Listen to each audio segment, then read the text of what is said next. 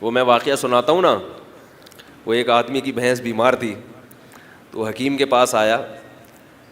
حکیم صاحب نے اسے کہا کہ بھائی اس کو جلاب آور دوا دینی پڑے گی بھینس کو, ایک دفعہ اس کا پیٹ صاف ہوگا تو پھر یہ انشاءاللہ کھانا پینا شروع کر دے گی. تو اس نے کہا یہ جلاب کو جمال گوٹا, تو عام آدمی تو آدھا بھی جمال گوٹا کھائے تو اس بہت زیادہ موشن ہو جاتے ہیں, تو بھینس کے لیے تو اچھے خاصے جمال گوٹے چاہیے نا. تو کہا کہ یہ جمال گوٹا کا پاؤڈر بنا کے اس کے منہ میں ڈالو اور پانی ڈال دو. اب وہ ڈالتا ہے تو بھینس نکال دیتی ہے منہ سے باہر, وہ بھینس تھوڑی نکلے گی, وہ تو کڑوی چیز ہے.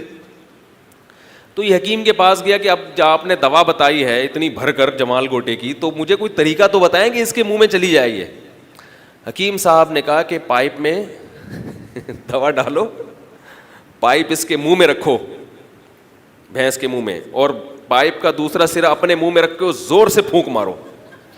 جب زور سے پھونک مارو گے تو یہ دوا اس کے پیٹ میں چلی جائے گی. ٹھیک ہے جی. کئی دن گزر گئے, اس بندے کی کوئی رپورٹ ہی نہیں آ رہی کہ بھئی بھینس زندہ ہے مر گئی ہے کیا ہوا ہے. حکیم صاحب گئے, حکیم صاحب نے کہا اس کی بھینس کی عیادت کرتے ہیں. جا کے پوچھا قبلہ حکیم صاحب نے, بھائی وہ بندہ کہا, انہوں نے کہا حکیم صاحب وہ تو بس اس کے تو آخری سانسیں چل رہی ہیں.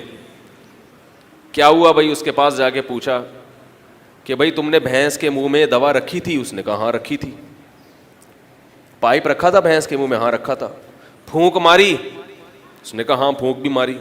کہا کس نے؟ اس نے کہا بھینس نے پہلے مار دی. پھونک جو تھی وہ بھینس نے پہلے مار دی, وہ ساری دوا اس کے پیٹ میں چلی. تو کسی سے لڑنے کے لیے نا پہلے یہ دیکھا کرو کہ لینے کے دینے نہ پڑ جائیں کہیں. اپنی اوقات دیکھ کے انسان